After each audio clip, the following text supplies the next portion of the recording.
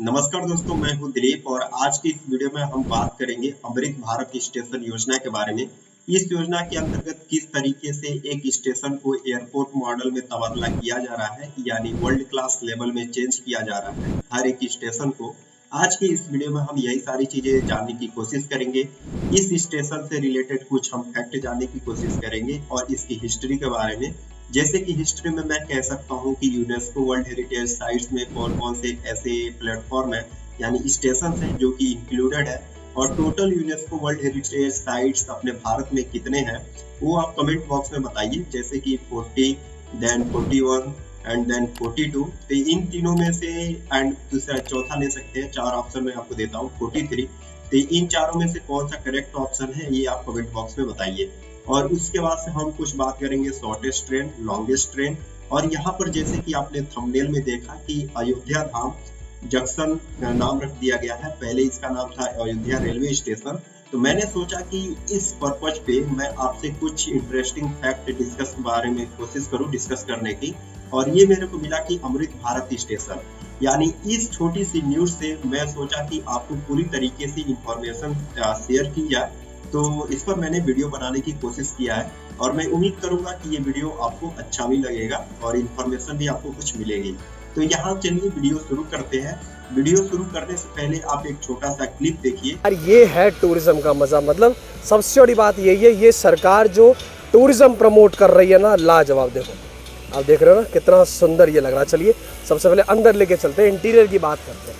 और ये देख लीजिएगा यहाँ पर इनसाइड, ये आपके लिए बिल्कुल एक्सक्लूसिव मैं आपको बता दूँ। ये देखिए यहाँ पर आपके लिए अयोध्या रेलवे स्टेशन का ब्रांड न्यू अगर आप देखोगे, चमक वगैरह आप देखिए, स्टाफ वगैरह आप देखिए, सब पुलिस वगैरह आप देख सकते हो। तो थोड़ी बहुत मीडिया यहाँ पर है, तो जल्दी से मैं आपको ज़रा वो और दिखा दूँ, बिकॉज मेरे को लगता नहीं ज़्यादा अलाउ करेंगे ये लोग, बट ठीक है। एस्केलेटर्स वगैरह हो गए, सब फर्स्ट फ्लोर, सेकंड फ्लोर। अब देखो अभी भी पूरा बन रहा है और काफ़ी जगह एंट्रीज अलाउड नहीं है। देखो यहाँ पर ये हो गया, आप देख सकते हो कौन सी ट्रेन कितने बजे आएगी। इन्होंने यहाँ पर पूरी स्क्रीन लगा दी, पूरा प्लेटफॉर्म वगैरह अगर आपको लेके चलेंगे आगे की तरफ, कोशिश करेंगे थोड़ा टाइम दीजिए। देखो प्लेटफॉर्म नंबर 1 ये हो गया आपका गेट 9। आप देखो इंटीरियर, आप देखो क्या लगता है, लग रहा है ये आपको रेलवे स्टेशन है। सोचिए, मतलब मैंने आपसे कहा ना, टूरिज्म को अगर प्रमोट करना है, this is one of the best way. भाई साहब, जहाँ पर लाखों लोग एवरीडे आते हैं वहाँ पर भी आपको ऐसी फैसिलिटीज़ प्लस आपको ऐसा इंटीरियर नहीं मिलेगा। देखो कितना बड़ा इन्होंने डूम लगाया है, देखो। और ये रेलवे स्टेशन आपको बता दूँ जो हैंडल कर सकता है almost 50 to 60,000 passengers at one time. आप ये देखिए, लाजवाब। मतलब वीडियो को लाइक ज़रूर कीजिएगा और जितना हो सके इस वीडियो को शेयर ज़रूर कीजिए जो अयोध्या है। तो ऑल राइट, तो आपने एक छोटी सी क्लिप देखी। इस क्लिप में आपको देखने को मिला कि किस तरीके से वर्ल्ड क्लास लेवल की इंफ्रास्ट्रक्चर इसमें दिखाई दी जा रही है। साइनिंग से लेकर, क्लीनिंग से लेकर, यानी एवेबिलिटी से लेकर, फैसिलिटी से लेकर, क्या क्या उसमें एमिनिटीज है, वो सारी चीजें आपको इस वीडियो में देखने को मिला। तो अब मैं बता दूं तो इसका इनॉग्रेशन डे है 22 जनवरी को। यहाँ पे बड़े बड़े पॉलिटिशियन एंड रिलीजियस लीडर को इनविटेशन दिया गया है। और यहाँ पर 22 जनवरी को हमारी टेस्टिंग होने वाली है अयोध्या धाम जंक्शन का। अयोध्या धाम जंक्शन की टेस्टिंग इस तरीके से होगी। यहाँ पर माना जाता है कि 1000 से लेकर 1500 ट्रेनें आने जाने की कैपेसिटी रखती है, यानी ये, और वहाँ पे 40 से लेकर 50,000 लोगों की एक बार में मोबिलाइजेशन हो सकता है, यानी एक गंतव्य से दूसरी गंतव्य तक पहुँचाने में लोगों को ये स्टेशन सक्षम है। ये पूरी तरीके से वर्ल्ड क्लास लेवल में तबादला किया गया है। तो और मैं आपको इसके अमृत भारत स्टेशन योजना के बारे में बताता हूँ। तो जैसे कि ये Indian prime minister Shri Narendra Modi ji के द्वारा लॉन्च किया गया है और इस योजना के तहत 508 रेलवे स्टेशन अक्रॉस इंडिया एक ईयरली वाइज यानी फेज टू फेज बटा हुआ है कि कब कितने से काम होने वाले हैं रिबिल्ड में। और इस योजना के तहत 24,470 करोड़ रुपए इस योजना में डाला गया है। और इस योजना में 24,470 करोड़ रुपए डाले गए हैं। क्या आपके नजर से ये वर्थ है भारत को एक आधुनिक भारत बनाने में? ये अपनी राय कमेंट बॉक्स में कर सकते हैं, या फिर आप एक पेन पेपर पर लिख भी सकते हैं कि एक आधुनिक भारत को किस तरीके से चेंज किया जा सकता है। और यहाँ पर कुछ और फैक्ट बताऊं तो यहाँ पर रीडेवलपमेंट में यानी 1309 ऐसे स्टेशन है, जैसे कि आपने फेज 1 में देखा, यानी फेज वाइज में देखा कि 509 स्टेशन ऐसे लिए गए हैं जो कि फेज में काम होना है इसमें। और एमिनिटीज की अगर बात करें तो अगर आप एक लग्जरी बस या फिर लग्जरी ट्रेन में चलते हैं। मैं प्रेफर कर रहा हूँ यहाँ पर बस का, लग्जरी बस का, प्राइवेट बस का।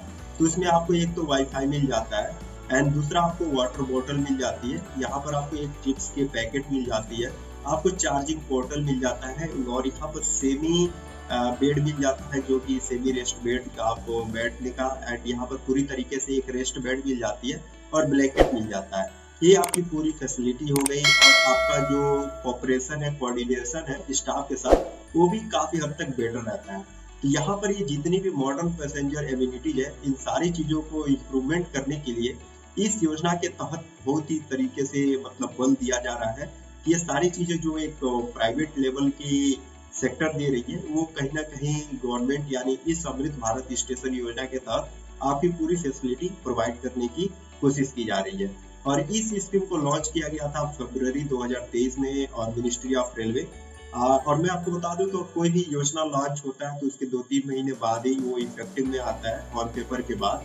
और फिर इसके अगर इंटीग्रेटेड अप्रोच की बारे में बात करें तो holistic approach to urban development, यानी एक सिटी सेंटर में कैसे तबादला किया जाए कि एक सिटी सेंटर को हम मानते थे कि किसी बड़ी मार्केट से लेकर, और इसको अब जोड़ने की कोशिश की जा रही है कि यानी ताकि एक मोबाइलाइजेशन इजी हो सके पर्सन टू पर्सन। आपको पता होगा कि टाइम इज मनी, तो इस टाइम को इफिशिएंट करने में सरकार बहुत ही हद और इंफ्रास्ट्रक्चर को बिल्ड कर रही है।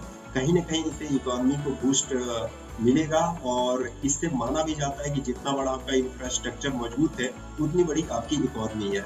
और फिर अगर हम बात करें, this approach am to integrate both side of the city and create well design traffic circulation. और ट्रैफिक से अगर हम बात करें तो कई सारी ऐसी ट्रेनें होती हैं जो कि आपने देखा होगा कि सिग्नल की वजह से घंटों घंटों तक वेट करती हैं। इन सारी चीजों को दिक्कत, और वो घंटे को दिक्कत, अभी तक वंदे भारत आ गया है। इस वंदे भारत को चलाने की वजह से जो अदर पैसेंजर ट्रेन है या फिर जिनकी निर्धारित ट्रेन है, उस ट्रेनों को आधे घंटे 1 घंटे तक रोक दी जा रही है। तो अब यहाँ पर क्वेश्चन ये उठता है कि यहाँ पर जो भी जा रहे हैं वंदे भारत में एक एफिशिएंट अमाउंट देकर जा रहे हैं, तो जो पैसा दे रहा है उसे क्या टाइम से आप छोड़ेंगे, और जो पैसेंजर में ये भी तो पैसे दे रहे हैं, कम पैसे दे रहे हैं, तो क्या आप इसे यानी 90 घंटे तक वेटिंग में आप डाल रहे हैं, तो ये कहीं ना कहीं गलत है। तो कहीं ना कहीं मेरे को लगता है कि इस योजना के तहत ये पूरी जो प्रॉब्लम है, किस तरीके से मोबिलाइजेशन ऑफ ट्रेन है, इस योजना के तहत कहीं ना कहीं सॉर्ट आउट होने वाला है और लोगों की सहूलियत मिलने वाली है। और मैं आपको, जैसा कि अयोध्या धाम स्टेशन का नाम रखा गया है, तो इस मैंने सोचा कि नाम बताते बताते पूरी फैक्ट मैं आपको बता दूं। इस रिलेटेड में आप यहाँ पर बेनिफिट देख सकते हैं, जैसे कि पैसेंजर एमिनिटीज के बारे में मैंने बताया कि कौन कौन सी फैसिलिटी दी जाएगी, और यहाँ पर लोकल इन्वॉल्वमेंट यानी किस तरीके से कम्युनिटी में काम किया जाएगा, और green energy and emission reduction. इसका कहने का मतलब ये है कि आपने देखा होगा कि कितने बड़ी बड़ी हाइड्रोजन या फिर हीलियम लाइटें लगी रहती हैं ट्रेनों में, जो कि फोकस करती है ट्रेन को गतिविधि करने में। यहाँ पर एलईडी लाइट लगाने की कोशिश की जाएगी ताकि एनर्जी कंजप्शन को कम किया जाए और एक इन्वायरमेंटल सस्टेनेबिलिटी को बैलेंस किया जाए।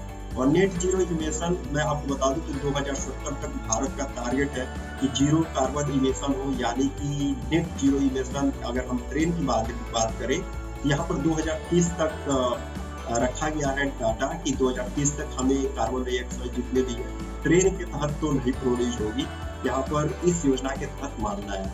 अगर हम बात करें कुछ फैक्ट्स के बारे में, तो जैसे कि आप सभी को पता होगा कि रेलवे स्टेशन की एस्टेब्लिशमेंट हुई थी 16 अप्रैल 1853 में, और सबसे पहले ये चला था 34 किलोमीटर, और कहाँ से कहाँ, तो बोरी बंदर टू थाने।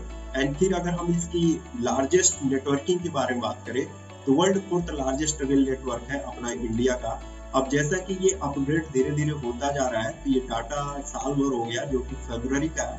मैंने ये पूरी डाटा गवर्नमेंट की साइड से ली है, जो कि आपको स्क्रीन पर दिख रहा होगा। और फिर हम बात करें तो इंडियन रेलवे जो 4th लार्जेस्ट है रेलवे नेटवर्क, वो लेंथ कुछ करता है 67,368 किलोमीटर। मैं आपसे बात कर रहा था कि ये डाटा पुरानी हो चुकी है, जो कि साल भर हो चुका है। तो इस आंकड़े को देखते हुए मेरे को पहला लगता है चाइना, ऐसा कहा जाता है कई सारी रिपोर्ट में। और फिर से आपका आता है इंडिया, जो कि वर्ल्ड 2nd लार्जेस्ट नेटवर्क में कन्वर्ट हो रहा है। और पहला हम अगर बात करें अगर एक्चुअल डाटा में, तो यूएस आता है, देन चाइना एंड फिर रसिया।